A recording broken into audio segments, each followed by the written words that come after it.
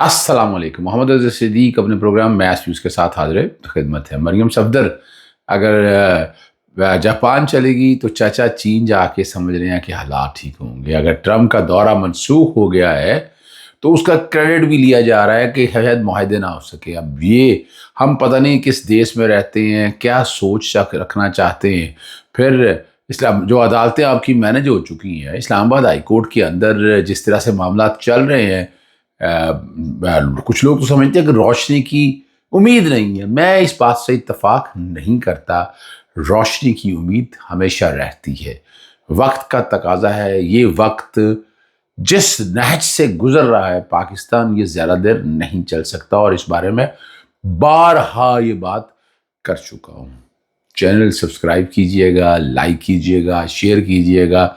ये social media team की मेरी तकाजा है जो मैं आप तक पहुंचा देता हूं। मैं अमूमन आपको पता है ये नहीं बात करता, लेकिन बात कन्वे भी करनी है और आप लोगों की तरफ से जो फीडबैक आना है उसके कॉन्टेक्स्ट के हवाले से भी बात लाजमी है ताकि हम समझ सकें। सबसे पहली बात जो है जिस पे नज़र आ रहा है, जो हमारा अदालती निज़ाम जिस महाज पे चल रहा है और इस मूव का मकसद क्या है। यानी मैंने जैसे कहा कि हमने ये तारीख में शायद कभी होता था, लेकिन जो जजेस है एक्सक्लूसिवली जो है वो सिर्फ डिवीजन बेंच में बैठेंगे, सिंगल जज में नहीं बैठेंगे। तो अगर इस्लामाबाद हाई कोर्ट ने करना भी था तो वाई दोज जजेस के जिन्होंने खत लिखा था, उन्हीं को क्यों चुना गया। और जो अहम यानी इक्वल डिस्ट्रीब्यूशन ऑफ वर्क की बात है, जजेस की ईमानदारी पे, क्रेडिबिलिटी पे कोई नहीं। हम इसीलिए बार बार कह रहे हैं कि जिस तरीके से अब कंट्रोल हो रहा है ना, अदलिया की आज़ादी और खुद मुख्तारी बड़ी बुरी तरह से मुतासर हुई है। 26वीं आईनी तरमीम की असरात आपके सामने मौजूद हैं कि किस तरह से 26वीं आईनी तरमीम ने इस अदालती निज़ाम को ख़राब किया। इस अदालती निज़ाम में बहुत से सवालात का जो है ना जन्म लिया है। ये समझना बहुत ज़रूरी है ताकि आप चीज़ों को उसके सही तनाजुर में समझ सकें। पहले होता था हम कोर्टों के अंदर इंटरफेरेंस रहती थी एस्टैब्लिशमेंट के हवाले से या बाकी हवालों से, वो इक्का दुक्का थी। हमें याद है अच्छी तरह से कई इशूज अगर टेकअप करने थे, अदालतें खड़ी हो जाती थी। मुझे बहुत से वाक़यात याद है। मैं एक आध वाक़े की बात नहीं करना चाहता, लेकिन मेरे यादाश्त में माजी में ऐसे कई वाक़यात मौजूद हैं। वरना एक दौर होता था तो अब चंद केसेस होते थे, असेंबलियाँ डिज़ोल्व करना, रेस्टोर करना, या बाकी में पटिशनें आ गई और फैसले पहले ही लिखे आ गए, ये हम सुना करते थे। अब हालत ये है कि यहाँ फ़र्ज़ करें लाहौर हाई कोर्ट के अंदर बहुत ईमानदार जजेस मौजूद हैं, रसूल पे काम करने में मौजूद हैं, लेकिन अगर वो असूलों पे खड़े होते हैं तो वो रोस्टरम पे लाहौर नहीं रह सकते। मैं असूलों से मुराद ये है कि आइन और कानून की पासदारी के हवाले से जो जुल्म और ये ज्यादती हो रही है इसके खिलाफ। और बड़ा आसान काम है, लाहौर से उठाकर पिंडी डाल देना, भावलपुर आ जाना, ठीक है जी, मुल्तान बेंच में आ जाना, लाहौर से हट के। और ये माजी में कई मिसालें ऐसी मौजूद हैं। अब भी अगर देखा जाए लाहौर हाई कोर्ट के अंदर दरवाजे मैं बार बार कहता हूं कैसे बंद किए गए। सबसे पहला काम तो है कि ग्रीवियस रिडेसल कमेटी के पास जाएं, धक्के खाएं एग्जेक्टिव के पास, और यहाँ इंसाफ के लिए दरवाजे खोलें। आपको तनख्वाहें जजिस को इसलिए मिलती हैं, मगर नहीं, फिर यही नहीं है, फिर मखसूस जजिस के पास केसेस लगाए जाते हैं। आपने ऑटो पायलट सिस्टम बनाया है और ऑटोमेटेड सिस्टम है, डाले हरे का केस जहां मर्जी जाए, लेकिन ये सारे केसेस चूज करके अब तो हालत यहाँ ये हो गई है कि वो रजिस्ट्रार ऑफिस में तारीख नंबर नहीं होता, फाइल ढूंढते फिरते रहते हैं। आप पागल हो जाते हैं सारे प्रोसेस। अब ये जो मैं असल जो मकसद आपके सामने रख रहा है वो मैंने डॉक्टर आफिया सिद्दीकी या डॉक्टर एजाज इसहाक खान की तरफ लेकर जाना। आपको 21 जुलाई को याद होगा आपको कि इनके रोस्टर पे केस नहीं था, इनके रोस्टर पे केस नहीं था। جسٹس سردار اجاز خان نے کیس روسٹر پہ لگایا، سنا اور توہین عدالت کا نوٹس جاری کر دیا وزیر اعظم اور کابینہ کو۔ اور اسی وقت ہم نے آپ کو سامنے رکھا تھا کہ یہ معاملہ جو ہے یہ کسی اور ڈگر کی طرف جانا ہے، یہ مشکل ہے یہ سمجھ سکے، اور پھر آپ نے دیکھا بھی۔ اب کیا ہوا؟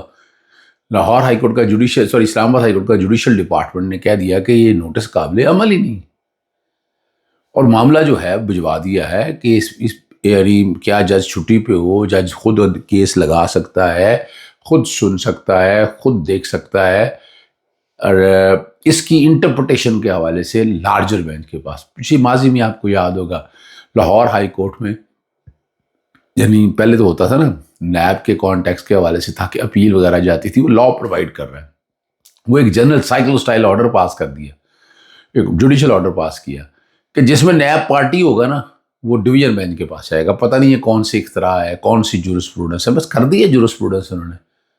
اور اب یہاں بھی اسلام آباد ہائی کورٹ میں بھی ہے، ڈاکٹر عافیہ صدیقی کا کیس جو ہے نا ایک سمت کی طرف جل رہا تھا، یعنی ہم کیا آزاد قوم ہیں؟ کیا ہم اپنی مرضی سے کوئی فیصلہ نہیں کر سکتے؟ یہ سوالات اٹھ رہے ہیں، اور اس کا جواب تو دینا پڑے گا۔ کون دے گا جواب؟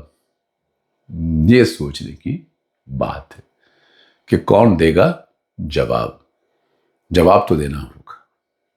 اور چلتے ہیں آگے۔ یعنی معاملات جو ہے نا اسلام آباد ہائی کورٹ کے کافی بگڑ گئے ہیں، کافی پرابلمز آ گئی ہیں، لیکن وہ ڈومینیٹنگ پوزیشن میں جس طرح سے 26ویں آئینی ترمیم، پھر ججز ٹرانسفر کا کیس کر کے اب وہ چیزوں کو کنٹرول کر لیا گیا ہے، ٹھیک ہے، اور بڑے آسانی سے اب آگے کیا ہونا ہے وہ آپ سمجھ سکتے ہیں۔ ڈاکٹر عافیہ صدیقی کی درخواست جو 2015 سے 10 سال ہو گئے ہیں، انصاف کیا ملنا ہے، چیزیں متنازع اس طرح سے بنا دی جاتی ہیں۔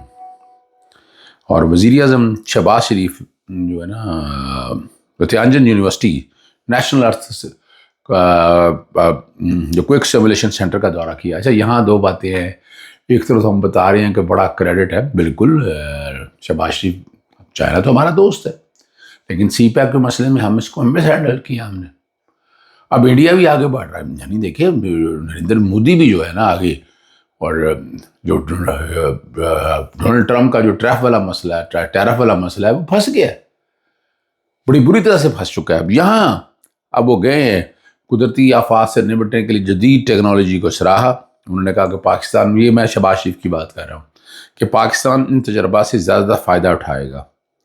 اور چین نے، ویسے میں نے کہا، وہ چال جیسی بھی چلی ہے بڑی انٹیلیجنٹ موو ہے۔ چائنا بالکل یہ طریقہ کار یہی ہے، ہم تو نہیں سمجھتے، ہمارا تو مسائل ہی کچھ اور ہے، ہم چیزوں کو کسی اور طرز سے سوچتے ہیں، کسی اور طرز سے دیکھتے ہیں، کسی اور طریقے سے سیٹل کرنا چاہتے ہیں، لیکن چیزیں ایسے تو نہیں سیٹل ہوتی ہیں، ایسے تو نہیں سیٹل ہوتی ہیں۔ اور ڈونلڈ ٹرمپ نے جو بھارت کا دورہ منسوخ کیا وہ ہم پہ لے لیں کہ ہم نے کیا۔ ہمارے کہنے سے کیا ہوتا ہے؟ ہماری حیثیت کیا ہے پاکستان کی؟ اگر موجودہ حالات کے اندر دیکھیں، ہم نہ ادھر کے رہ سکتے ہیں نہ ادھر کے رہ سکتے ہیں، ہماری تو پوزیشن بڑی واضح طور پر ہے، ٹھیک ہے نا جی۔ اور یادوں کا اگر بھارت نے ٹک ٹاک پہ پابندی لگائی تھی، لیکن جب دیکھا کہ مقبولیت ٹک ٹاک بنیادی طور پر چائنا جس طرح سے آگے بڑھا ہے وہ آپ سمجھ سکتے ہیں، ٹھیک ہے نا جی۔ اور چینی حکام نے بھی یہ تصدیق کیا ہے، اگر بھارتی نریندر مودی بھی اگر آئے ہیں تو انہوں نے جامعہ جمہوریہ کی پریڈ میں مدعو نہیں کیا، ٹھیک ہے نا جی۔ اور آخری کی طرف بات کو لے کر چلتے ہیں۔ میں موجودہ جو سینیریو ہے، جو حالات اور واقعات ہیں، یہاں ایک بات بڑی زبردست ہو رہی ہے کہ سہیل وڑائچ کے حوالے سے کہ سہیل وڑائچ کو پاکستان تحریک انصاف نے کچھ شاید پیسے دے کے کالم لکھا ہے۔ میں حیران ہوتا ہوں اس بات کے اوپر کہ اس کا کالم کا فائدہ ہوا کس کو ہے؟ وہ ایک کنٹروورسی سیٹل ڈاؤن کرنے کے لیے، یہ میں سیاسی گورنمنٹ کے درمیان بات، موجودہ حکومت نے ایک فلر پھینکا تھا یا فلر پھینکوایا تھا یا جو کوئی بھی آپ کہیں اس بات کے حوالے سے، لیکن وہ مس فائر کر گیا۔ اب جو لوگ بظاہر بتانا چاہتے تھے ہم اینٹی اسٹیبلشمنٹ ہیں، وہ ایکسپوز ہو گئے۔ ان کے پاس کرنے کو اور کیا ہے؟ بات کرنے کو کچھ نہیں ہے ان کے پاس۔ They are just wasting their time. اور لیکن چیزیں ایکسپوز ہو گئی ہیں، چیزیں سمجھ آ گئی ہیں۔ اسی لیے میں کہتا ہوں ستمبر اکتوبر نومبر تک کا بہت سی چیزیں جو ہیں وہ آپ لوگوں کے سامنے آ جائیں گی، اور وہاں سے آپ بہت سی چیزوں کا تعین کر سکیں گے، آگے ڈائمنشن یا ڈائریکشن طے کر سکیں گے۔ اجازت چاہتا ہوں، السلام علیکم، اللہ حافظ، پاکستان زندہ باد۔